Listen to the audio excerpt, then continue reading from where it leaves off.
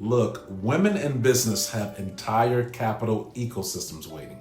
So let's talk about women in business for a second, but from a real strategic standpoint, because it's needed. Not from a social media standpoint, not from a motivational speech standpoint, because there is too much of that out there and it honestly offers no value. Not from a certification only standpoint, but from an infrastructure and capital standpoint, because the truth is, women in business are sitting on entire funding ecosystems that were built to support them. And I'm not just talking about the WOSB certifications.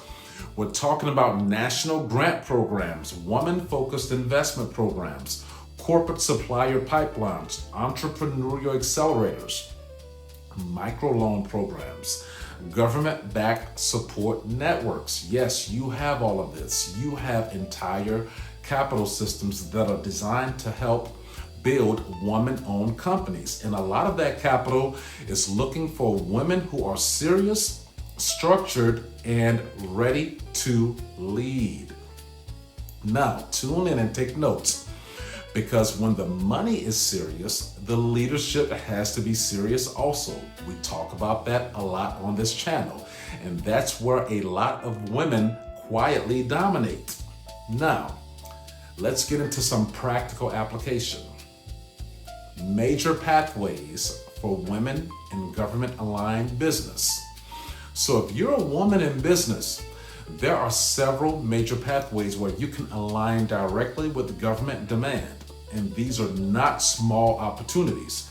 These are infrastructure level opportunities. Major areas include, for example, housing and transitional communities, veteran housing, workforce housing, healthcare support services, logistics and supply chain. We talk about that.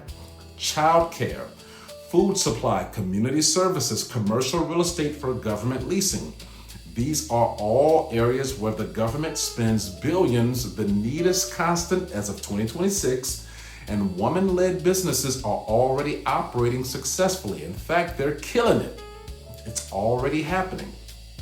And in many of these sectors, women are not just participating, they are leading and dominating. So, let's talk a little bit about the leadership reality and why women are rising. Here's something people are starting to notice across the board. A lot of major corporations are hiring more women into CEO roles. Fortune 500 companies, Fortune 1000 companies, you're seeing more women step into executive leadership. And in government, you're seeing the same thing. More women are being appointed into senior executive service roles, agency leadership, state level executive positions, city department leadership. And the reason people often give is this.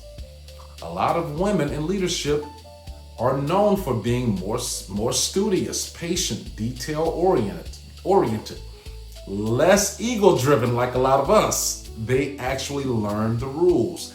They actually read the policies. They actually understand how ecosystems work. And in government contracting, that mindset wins, because government contracts are not won by ego, they are won by structure. They're won by compliance. They are won by people who do the work, who study. And that's why in many sectors, women are not just being included, they are being selected. Now, because when billions of dollars are on the line, decision makers don't ask who talks the loudest. They ask who is organized, who is compliant, and who can deliver. Now, let's talk about the WOSB misconception for a minute. Most women in business think the pathway looks like this. Get your WOSB certification, then go chase contracts, then go chase grants. But that's actually backwards, because the certification is not the strategy. The certification is just a tool. What the government, investors, and grant organizations are really looking for is this: structure, compliance, leadership, and alignment with real infrastructure needs. Yes, the certification can help open a door, but leadership keeps you in the room, especially when you can articulate that in your proposal. Now, woman-focused housing and empathy-based communities. Let's talk on that. Let's talk about that for a second. One of the most powerful areas where women lead naturally: housing and community-based environments. Some of the strongest housing models I've ever seen were built by women who understand the struggle. Women who understand domestic violence recovery, single mothers rebuilding their lives, women leaving abusive situations, women veterans dealing with trauma, military sexual trauma survivors, women who just needed a safe place to breathe.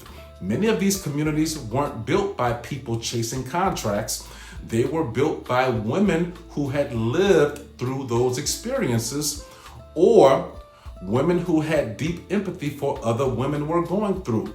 And here's the reality that funders understand. When it comes to women-focused initiatives, people are more comfortable funding women-led solutions because no one understands the woman's plight better than who? A woman. Put that in your proposal. That lived experience matters, that empathy matters, and that authenticity builds trust, and trust moves capital, money. Now think about that for a second. So here's the key point. Those types of housing communities align directly with government programs. And some of those programs include homeless women veterans, transitional housing, family stabilization, supportive housing, domestic violence recovery, workforce housing. So if you are a woman who wants to build a woman-focused housing community, a transitional living program, a safe environment for mothers, or a veteran housing project for women, you are not outside the government contracting world. You're actually sitting directly inside one of the most needed infrastructure spaces in the country. So let's think about the proposal framing game for a sec.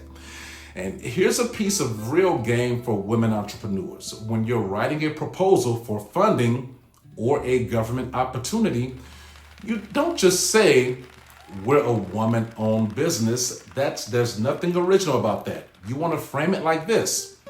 This initiative is led by women with direct experience serving women in crisis. Or this program is designed by women for women in transitional situations. Or our leadership team reflects the population we are serving. That language matters because funders and agencies are looking for alignment. And nothing shows alignment better than lived experience and authentic leadership. Now, city by city, woman business ecosystems. This is important. Let's talk about real support systems across major cities. And let's start with Atlanta. Atlanta has one of the strongest, if not the strongest ecosystem for women entrepreneurs in the country. You've got organizations like the Greater Women's Business Council. Once again, write it down. That's the Greater Women's Business Council. They connect women to corporate supply chains across the Southeast. You also have Access to Capital for Entrepreneurs. Once again, that organization is called Access to Capital for Entrepreneurs. They provide funding and business support for women-led companies. Now let's go to Washington, D.C., the DMV area. D.C. is filled with federal aligned business resources. It's the capital for this. You have the Washington Area Women's Business Council. Once again, that's the Washington Area Women's Business Council. And the D.C. Women's Business Center. Once again, that's the D.C. Women's Business Center. Look these places up. And in Houston, you have the Lift Fund Women's Business Center. Once again, that's the Lift Fund Women's Business Center. They've helped thousands of entrepreneurs access capital and education so that they can be compliant and aligned. Now, the National Women Business Organizations. On the national level, you have organizations like the National Association of Women Business Owners. Once again, that's the National Association of Women Business Owners, also known as NAWBO. You also have U.S. Women's Chamber of Commerce. Once again, that's the U.S. Women's Chamber of Commerce. Then there is the Women's Business Enterprise National Council. Once again, that's the Women's Business Enterprise National Council. All right, let's talk grant, investment, and capital ecosystems. Once a woman-owned business becomes structured and compliant, the capital ecosystems open up. You've got, for example, Amber Grant Foundation, Hello Alice, I Fund Women, Tory Burch Foundation, Cartier Women's Initiative, and investments network like Female Founders Fund, Golden Seeds, Astia. I think I said that right. I read about it all the time. But anyway, you have capital through organizations like Grameen America, Axion Operation Fund, and of course, Kiva. All right, so I hope y'all writing that stuff down. Now, here's something that doesn't always get said out loud. A lot of these organizations are more willing to support women who are building solutions for other women because no one understands a reality better than a woman who has lived it. And when funders see that, they see authenticity, they see alignment, they see trust, and trust moves money. Trust moves capital. No one is sending money into something that does not look aligned and trustworthy. Now, quick note for accuracy. Some of these organizations offer ongoing support. Others offer grants or funding programs that open up and close throughout the year. So always check their current funding cycles.